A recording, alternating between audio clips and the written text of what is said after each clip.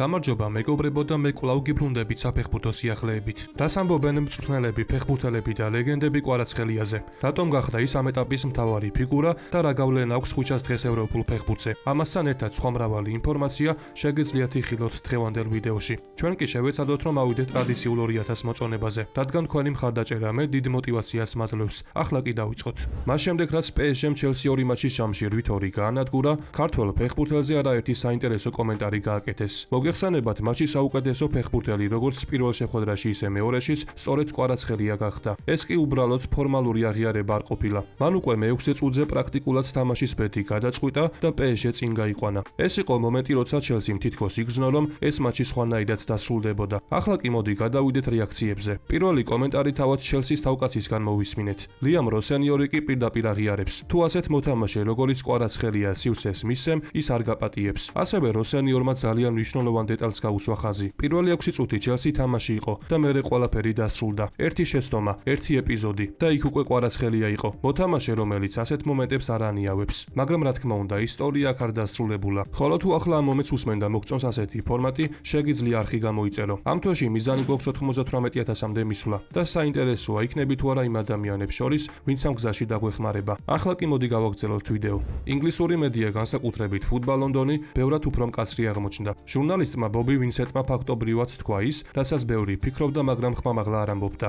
არ ვიცი Chelsea-მ რა დაუშავა კვარაცხელიას, მაგრამ აშკარაა, რომ მან ორივე მატჩი გაანადგურა ისინი. მისი თქმით, ქართველი ფეხბურთელი ორივე შეხვედრაში ბრწყინვალე იყო და ამ დაპირისპირების ბედი სწორედ მან გადაწყვიტა. აქ კი ასევე ძალიან საინტერესო მომენტია. 59 წუთზე Chelsea ფაქტობრივად დანებდა, როცა მწვრთნელმა თავისი მთავარი ვარსკვლავები, ჟოაუ პედრო, კოულ პალმერი და ინსო ფერნანდესი შეცვალა. ეს იყო სიგნალი, ეს თამაში დასრულებულია. შემდეგ მოდის კიდევ უფრო ხმამაღალი შეფასება. კერძოდ ფრანგმა ლეგენდამ კრისტომ დიუგარიმ პირდაპირ გააკრიტიკა Chelsea-ს გადაწყვეტილებები. როცა დავინახე, რომ კვარაცხელიას წინააღმდეგ სარი დააყენეს, ხუმრობა მეგონა. საოცრება იყო ტოპ დონის მწვრთნელი, ბრწყინვალე თამაში და დამარცხებული Chelsea. მათ რომ ჩემპიონთა ლიგა ვერ მოიგონ ხელს მოვიჭრი. გეუბნებით. ბრავო Paris Saint-Germain-ს. ფანტასტიკური გამოსვლა იყო. პირველი შეხვედრა, მეორე შეხვედრა. Chelsea-ზე ბევრად უკეთესები იყვნენ და დამსახურებულად გავიდნენ. Chelsea მიმდინარე სეზონში 14 შეხვედრა წააგო. რა გინდა რომ თქვათ? ნახეთ Paris Saint-Germain-თან რა მოხდა? წინა კვირას მათმა მეკარე მეტოქეს 2 გოლი აჩუქა. ახლა კი იგივე განაპირა მცველებმა გააკეთეს. პირველი თამაშის შემდეგ Rosseniori-ის მიერ გაკეთებული კომენტარი ძალიან კარგად მახსოვს.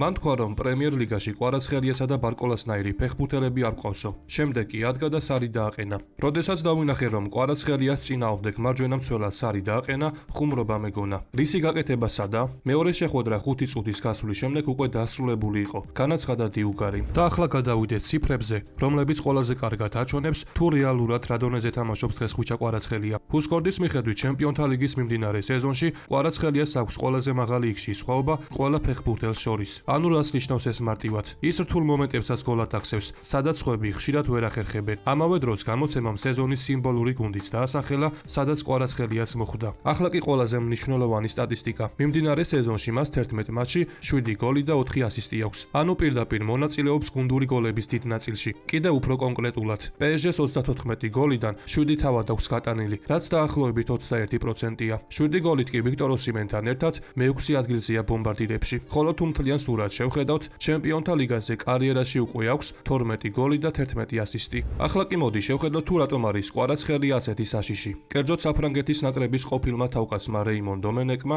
ძალიან ზუსტად აღწერა მისი უნიკალურობა. ხვიჩა კვარაცხელიას გასაოცარი ფიზიკა აქვს, სწრაფად გადაადგილდება, შეუძლია მიმართულების უეცრად შეცვლა და ნებისმიერ მხარეს წასვლა. ორთაბრძოლებში ძლიერია. გრჩება შთაბეჭდილება, რომ ფიზიკურად სუსტია, მაგრამ როდესაც ორთაბრძოლებში შედის, ხედავ რომ ძალიან ძლიერია. ამ ყველაფერთან ერთად კვარაცხელია ტექნიკითაც გამოირჩევა. რჩება შთაბეჭდილება, რომ ასეთ თამაშებში უფრო მეტად მოტივირებულია და ფაქტია, რომ ის განსხვავებას ქმნის. ხოლო როდესაც ყველაზე დიდი წნეხია, ის სწორედ მაშინ არის გამორჩეული. განაცხადა დომენეკმა. ეს კი არის ყველაზე მნიშვნელოვანი ფრაზა, რადგან სწორედ ეს განასხვავებს კარგ მოთამაშეს სოფლიო კლასისგან. სასიხარულოა ის ფაქტიც, რომ ახლახან ნიდერლანდურ მედიასთან ინტერვიუს დროს ლეგენდარული პატრიკ კლუივერტის შვილმა რუბენ კლუივერტმა კვარაცხელიას შესახებ საინტერესოდ ისაუბრა. Paris Saint-Germain-თან საშინაო მატჩი მის წინააღმდეგ ურიგოთ ნამდვილად არ გავისარჯე. ამან თავდაჯერება შემძინა და მას შემდეგ უკეთესად ვთამაშობ.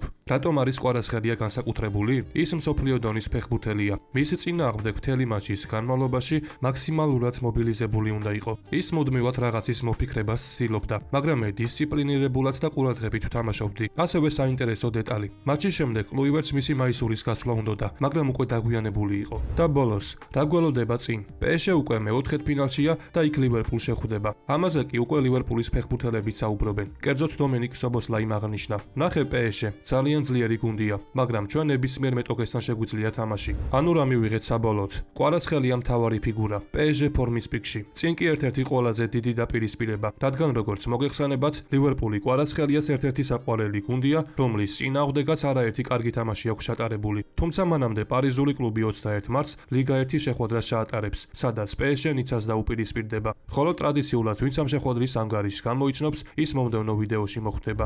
ახლა კი მოდი გადავიდეთ კიდევ ერთ ქართველ ფეხბურთელზე, რომელიც ამ დროისთვის ძალიან კარგ ფორმაშია. სულიკო დავითაშვილი. ფრანგული გამოცემა მედია სპორტივ წერს, რომ დავითაშვილი სენტ-ეტიენის საიდუმლო იარაღად იქცა. ეს კი უბრალოდ ხმამაღალი სათაური არ არის. ამას რეალური შედეგებიც ამყარებს. საქმე იმაშია, რომ სენტ-ეტიენს უკვე 6 მატჩიანი წაუგებელი სერია აქვს, რაც პირადად მიუთითებს, რომ გუნდი სეზონის გადამწყვეტ ფაზას კარგ ფორმაში ხვდება. მიუხედავად იმისა, რომ ბოლო მატჩებში გრენობთან ქულები დაკარგეს, ისინი მაინც მხოლოდ 4 ქულით ჩამორჩებიან ლიდერ ტრუას, რაც იმას ნიშნავს, რომ ბრძოლა ჯერ ბოლომდე ცოცხალია და ახლა მთავარი ფიგურა ამ ყველაფერში სულიკო დავითაშვილი. თებერვალში ქართველმა შემტევმა 3 გოლი გაიტანა და თვის საუკეთესო ფეხბურთელი გახდა, რითაც კიდევ ერთხელ დაადასტურა თავისი პროგრესი. მაგრამ ყველაზე მნიშვნელოვანი აქ არის სტაბილურობა. ის თითქმის ყველა ტურში ინარჩუნებს მაღალ დონეს, რაც უკვე სერიოზული კლასის მაჩვენებელია. ასევე ეს ფორმა მარტშიც გაგრძელდა. რედ სტარტთან მან უკვე 2 საგოლე პასი მიითვალა. ანუ ხედავთ, რომ დავითაშვილი მხოლოდ გოლებზე არ არის დამოკიდებული, ის თამაშს მთლიან გავლენას ახდენს.